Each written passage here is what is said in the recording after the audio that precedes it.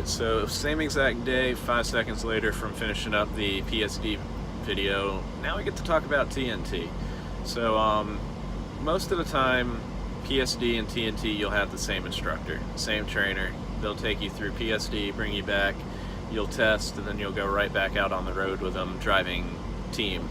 PSD is prime student driver, TNT is trainer and trainee. I had two different trainers. My PSD trainer did not like doing TNT, didn't like sleeping in a moving truck or any of that, so he just did PSD, and then he'd bring you back and you'd get a different trainer for TNT, and it turns out my TNT trainer just did TNT. He hadn't had a PSD student in such a long time that he would have to go back and redo the classes to be able to do a PSD student again, because it's a special certification to take out a student that doesn't actually have a CDL yet and train them up to testing for their CDL. So TNT is basically, it's team driving. You are, in my case, my instructor drove from 3 a.m. to 3 p.m. Central Time. Everything is done on Central Time because that's where Prime's corporate office is. And I drove from 3 p.m. to 3 a.m. So if we were in California, it was 1 to 1. If we were out on the East Coast, it was 4 to 4, and so on and so forth. But you'll go out.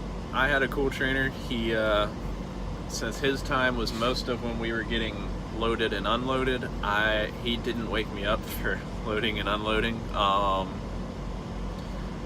Luckily, that wasn't too bad. I was awake enough times during loading and unloading that, and if we had a load that loaded or unloaded while it was my shift, he always woke up just to make sure that the load was being secured properly. And I mean, you can't really blame him since we're flatbed.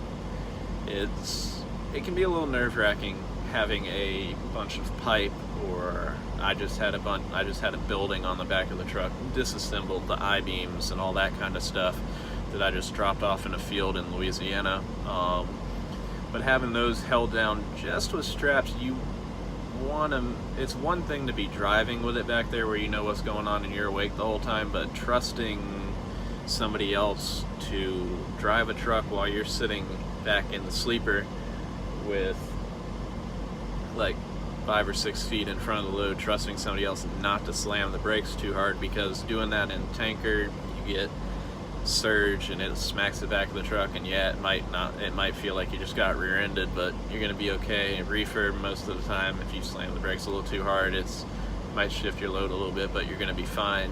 Flatbed, you slam the brakes too hard and the load may very well join you in the cab. So it takes a little while to get comfortable sleeping in front of a load, knowing that somebody else is driving.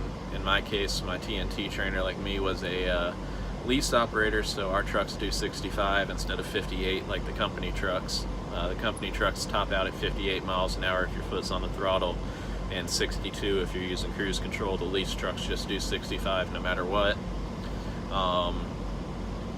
So sleeping in front of it, knowing that you're doing 65, and if they hit the brake too hard, at least when you're in the front seat, you have the whole sleeper as a cushion behind you. When you're laying back in that bed, you have a wall that's about that thick between you and the load, and just a bunch of straps holding it. So it takes a little while to get used to it. I can't blame him for wanting to be awake and making sure that I secure the loads properly.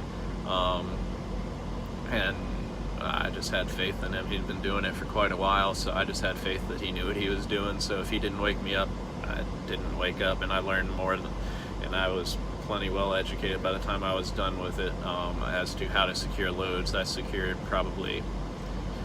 was awake for probably about half the loads. I'd wake up when we'd pull in, because a lot of the places we pull into are not exactly smooth pulling in, so you know it jostles you around. You wake up, and I'd get out just to learn, but he didn't wake me up. I didn't technically have to, I chose to. But TNT, so yeah, driving team, one of you's asleep while the other one's awake at all times. The truck runs 24/7 basically. My trainer went home a couple of times while we were out on the road, and I just stayed in the truck. I could have went and stayed in the hotel, but the truck's actually very comfortable. When it's sitting still, it's very comfortable, so I didn't mind just chilling in the truck. It didn't bother me at all. didn't feel the need to have him pay for a hotel room or pay for one out of my own pocket when I'm comfortable in the truck. But yeah, basically you're out running 24/7, 365, except when your trainer decides to take a little bit of home time, or I took one break of home time because I was out over Thanksgiving, and I actually I just wanted a couple days around Thanksgiving off, and I ended up getting the whole week off just because I live in Atlanta and he lived out by Springfield. So he dropped me off the Friday or Saturday before Thanksgiving and picked me back up the Monday after Thanksgiving. So I had a very nice break in my training there. But TNT, go out, drive 24/7, and you have to run 30,000 miles. TNT, if you come in with a license that you got from a truck driving school that you see the billboards for, or that you go online and you sign up for just a regular truck driving school that's not based through Prime, and you come into Prime with a license with no experience, you have to do 40,000 miles in TNT. If you come in with no license and you do PSD, they give you credit for 10,000 miles, and you only have to do an additional 30,000 in the TNT phase. So that's what I did. I think I did a total of like 32,000 miles, because when we were down to about 700 miles left, they sent us from Charlotte, North Carolina to Los Angeles, and then sent us back over to Springfield. So I ended up with like 32,000 miles, which wasn't a big deal. You get paid during the TNT portion. You don't get paid during the PSD program. While you're in PSD, you get a $200 a week allowance, which any of that you use, you have to pay back at the end of it in $25 a week increments that they just pull out of your paycheck. Whereas in TNT, what the heck did I get paid in TNT? I think TNT is 14 cents a mile or $600 a week, if I remember correctly. I know it's 14 cents a mile, and I think it's $600 a week, whichever is greater. You get paid, and that is your pay. You don't have to pay that back. Technically, your trainer's paying you, and then Prime reimburses them 7 cents a mile. So your trainer's only paying you. They take 14 cents a week out per mile out of their paycheck, or $600, and then Prime reimburses them half of it, whichever is greater. Or they reimburse them 7 cents a mile. So if you run less than 5,000 miles in a week, I think that's the cutoff that equals out.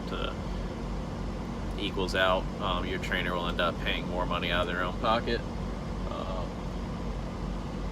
the heck was that? Sorry.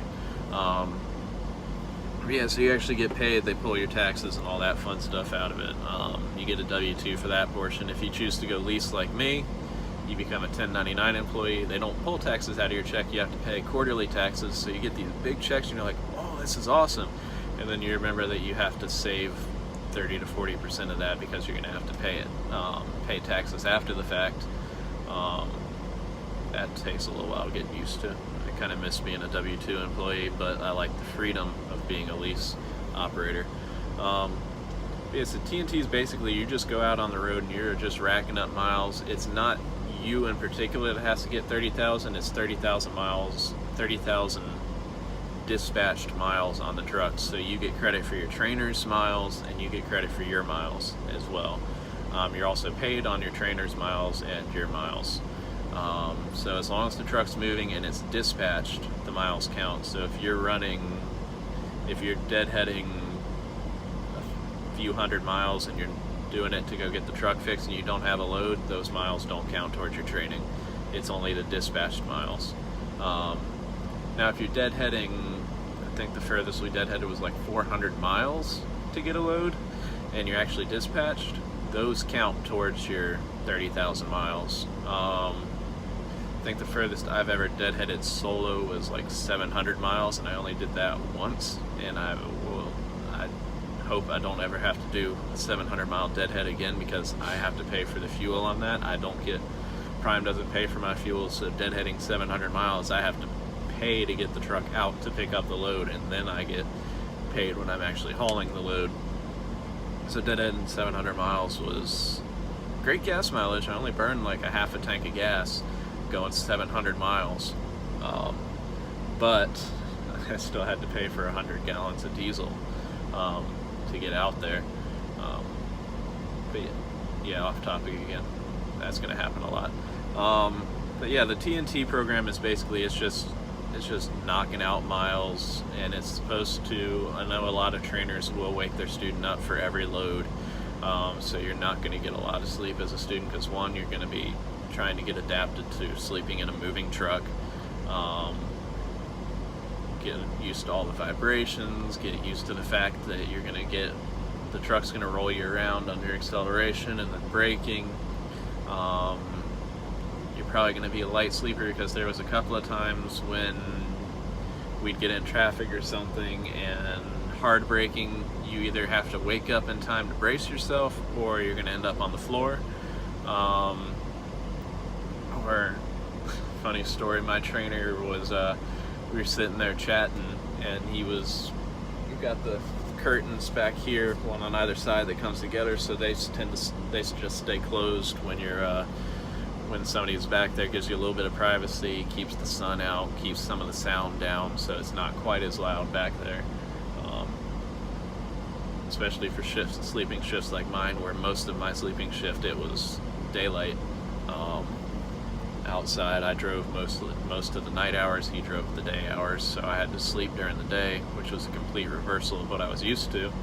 But my trainer was sitting there talking, and apparently he had stood up at the worst possible time, because we came around a corner and I found traffic stopped, and luckily we were empty, so I got pretty hard onto the brakes, knowing there wasn't a load that I could shift or send through the back of the truck. And plus, I really didn't have much of a choice. I didn't want to have to swerve onto the shoulder, which I've had to do a couple times loaded, because I knew I couldn't stop in time loaded, even if I did hit the brakes ridiculously hard, and if I did, I didn't want to be joined by the load.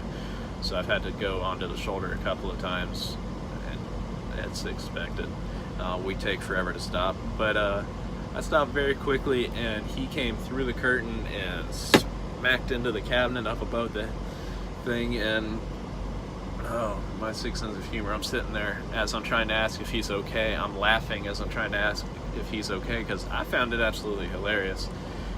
He got his revenge of laughing when I hurt myself, because I went to get out of the truck one time a few weeks later, and my foot caught the seat, and I did a header out of the truck, and luckily I caught myself with my wrist instead of my face, but I messed my wrist up and my knee pretty good.